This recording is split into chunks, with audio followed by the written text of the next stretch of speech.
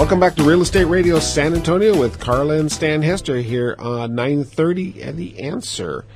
And we were talking about a few different things about conforming loans and what exactly that means. But the last question, one of the last questions that we've got sent in this week via our email was, when is a good time to refinance? Well, that's a big question, and it's really different for each person.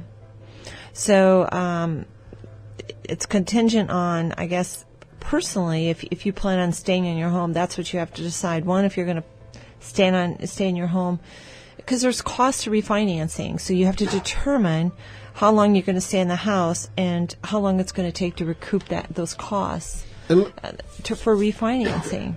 And many times it makes sense, but if you're only going to be in the house for 2 or 3 more years, it may not make sense to refinance. I think this is a good time just to maybe if we can draw a little verbal picture for everyone here about what those costs mean. So if you've got a $200,000 loan and you refinance that and roll, let's say, $3,000 into costs into that loan, now your loan went from $200,000 to $203,000.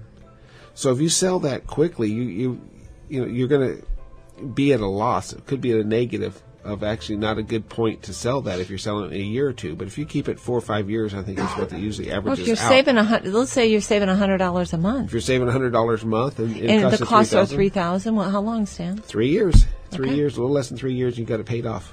Or you've got that not paid off, excuse me. You've got that. You broke even. You've broken even on that refinance, and then the rest of it is extra money in your pocket that you've saved.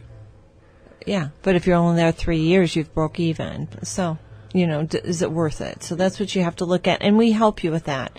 We will calculate it. We kind of show you the difference and how long it's going to take you to recoup those costs.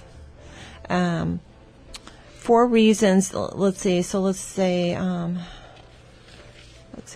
But what I say is, once a year, I always send it out to my clients for a checkup, at least once a year, kind of a look at where you're at rate-wise and your payoff, and see if it's a good time to refinance if you're in a good place. So, many reasons homeowners choose to refinance. We'll take a look at the 4 most common ways. Maybe the rates have dropped from the last time someone has bought, but rates have been low for a while, so I don't know unless you've bought for a while. But there are some people that have gone into first and second mortgages in the last couple years that maybe they're in the right position where we can refinance them and pay off that second mortgage and make it one mortgage. Or maybe their credit score was higher and now or was lower and it's much higher now. Much higher. Where they'll fall into a different category. Let's see. Lower payments. So people do it to lower their payment. It can be achieved by lowering the mortgage rate, lengthening the loan term. Or maybe somebody wants to combine 2 or more mortgages, just as I talked about. The other thing is sometimes people can afford a higher payment, and we move from a 30 to a 15. Right. And we get into a 3% interest rate rather than 4.5 or 4.25. And that's why it's good just to I call it a tune-up, you call it a checkup. It's all the same thing, but yearly to have that just looked at. And it takes just a few minutes to look at that. It's usually just a phone call, quick call. It's not something you have to come into the office for. We can just look at it. We can go over it quickly. We've got your files, or even if we don't, we can talk about it. And it's something that we can answer your questions actually over the phone or through email. So yeah. The other thing, some people could be in an ARM thinking that they were going to be in the home 3 or 4 or 5 years, and they got into an adjustable ARM that's going to get ready to adjust in this next year. So maybe they would be a great person to look at refinancing at this point and get into a fixed rate. Yeah, even if that ARM is going to maybe you got 2 years left on it. It's rates are really, really low right now. And they're expected to go up in 2015. I was watching, the Fed's on this morning. They're talking about halfway through the year they're probably going to be raising the rates. So 5%. So it's a good time to look at refinance and just getting a checkup. Make sure you got everything in line. Okay. Debt consolidation is another one. Yearly checkup by Carla is what we'll go with. There you go. Debt consolidation. Sometimes people do that, and maybe after Christmas, they've gotten a lot of credit card debt, And, credit cards are 15-20% interest. And maybe you refinance and pay all those credit cards off and get out of debt that way, and your interest rate is 4.25% versus 18%.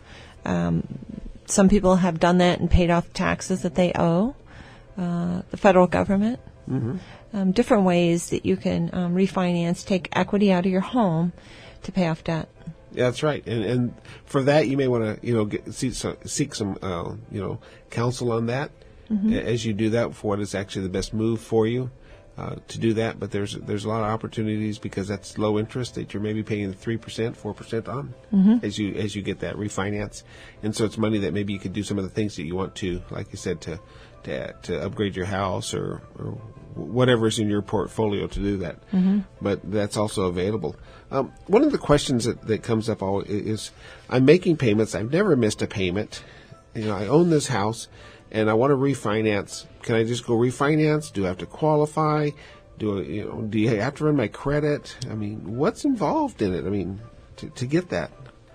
Well, you always have to run credit when you refinance, always. There's a few loan programs where we don't have to get income, and that would be a VA IRRRL. But in most programs, you're going to have to requalify. And so if your employment's changed, and even though you've got lots of equity, if you can't show a stream of income of how you're going to make that monthly payment, then you may not be able to finance or take that equity out of your home. And I've seen situations like that where people maybe are unemployed, unfortunately, and they want to take equity out, and you can't, because there's no way of repaying right now. So that equity just sits there. The only way you can get it out is to sell it. But, you do have to qualify. You have to qualify for credit score. If you've just joined us, you're listening to Real Estate Radio San Antonio with Carla and Stan, and we're here talking about refinancing your home, some of the benefits of it, and some of the downfalls of it, actually. And as we continue talking about, requalifying for that, one of the things there's a term out now that's called the ATR, which is the ability to repay, and that's one of the things the federal government is making sure that lenders qualify the borrower, that they have that ability to repay. And that falls exactly on what you're talking about.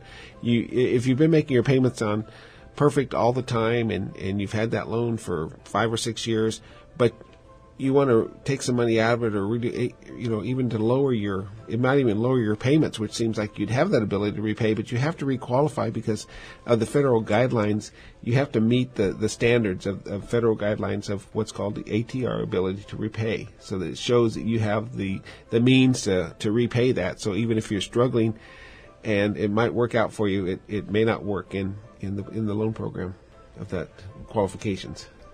I kind of got tongue-tied in a long way, a lot of legalistic things. But it may work. So I'm always the glass is half full.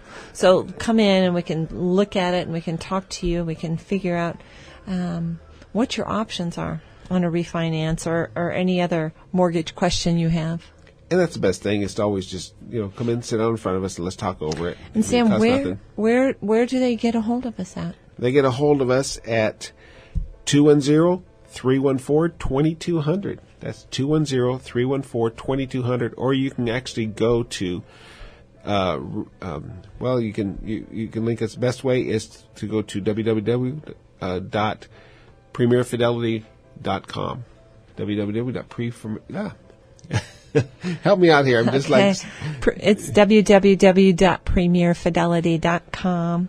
And we can always be reached through the radio website also, which is realestateradio.sa.com. Yes. So, Stan, one of our listeners asked about mortgage insurance. Basically, mortgage insurance is there if you don't have sufficient equity in the home. So you have to have 20% equity. And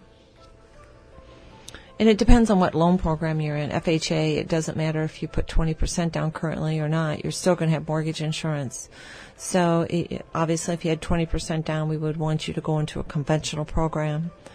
And that's so mortgage insurance. What exactly is mortgage insurance? Because we talk about mortgage insurance, we talk about title insurance, we talk about homeowners insurance. I mean, there just seems to be a lot of insurances that take place on the purchase of a home, but exactly what is mortgage? What does that cover? I mean, can we talk a little bit about that so that the listener kind of knows what that mortgage insurance is there for, as the government is to insure the loan. Right.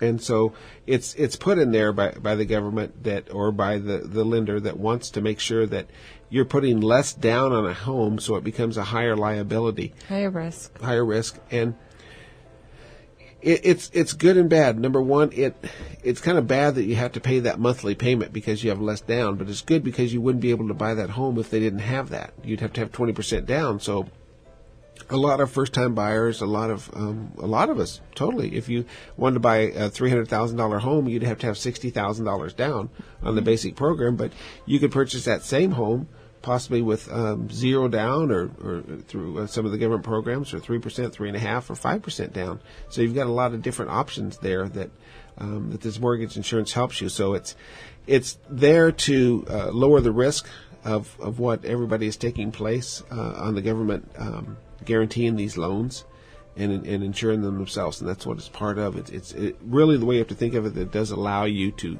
purchase that home with less money down.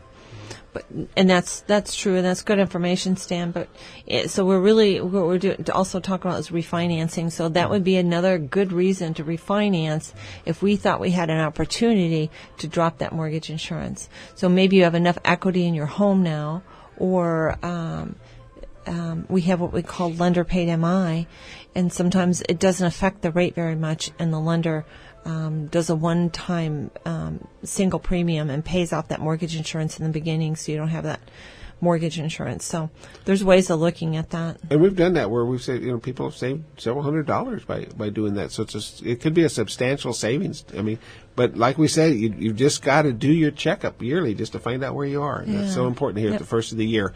We had Ed on last week, or a couple of weeks ago, I guess, and it was just interesting to listen to him.